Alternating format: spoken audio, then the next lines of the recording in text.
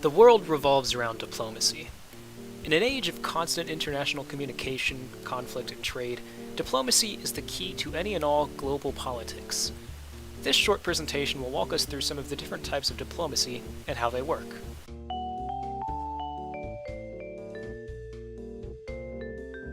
If anyone here has played Metal Gear Rising, or at least if you've seen the opening cutscene, then you've probably already been given a fair example of gunboat diplomacy. There's a saying I like. One sword keeps another in the sheath. Sometimes the threat of violence alone is a deterrent. Sometimes by taking a life, others can be preserved.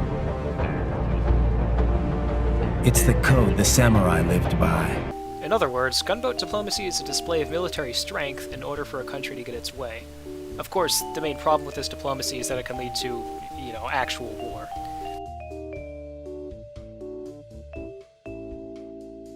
Dollar diplomacy can be defined as using economic methods in order to achieve a state's goals. Typically, this is done through trade. For example, if America wants some oil, he can always just go over to the Middle East and buy it for himself. Of course, refusing to trade can also be an example of dollar diplomacy.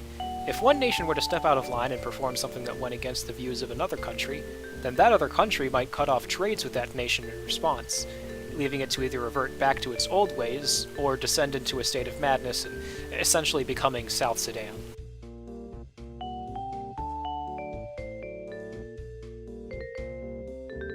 Public diplomacy is when one government tries to influence the society of another country and sway them to support, or at the very least tolerate, another government's strategic objectives. This type of diplomacy was very prevalent in the Cold War, with both communist and anti-communist propaganda being the sort of glue that held each group together against the opposition.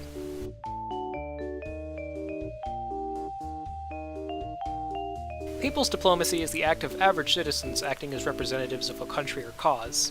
It might sound a little strange, but think of it this way. Imagine you know somebody from another country, and they want to know what your country is all about.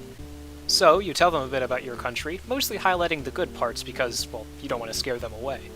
That right there could be an example of people's diplomacy. Typically, this type of diplomacy is only treated as a primary method if the nation exists as some sort of anarchistic, filthy pseudo-state.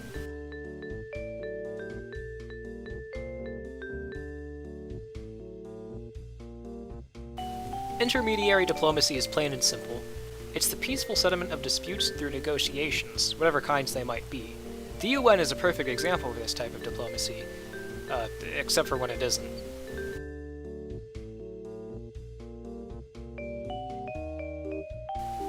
Digital diplomacy is the use of internet and communication technologies to solve diplomatic problems.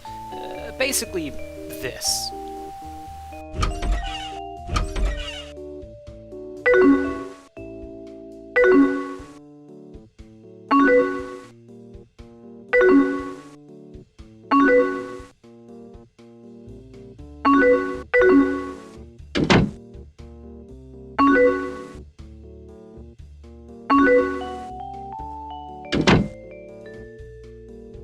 So, yeah, that's pretty much everything. Okay.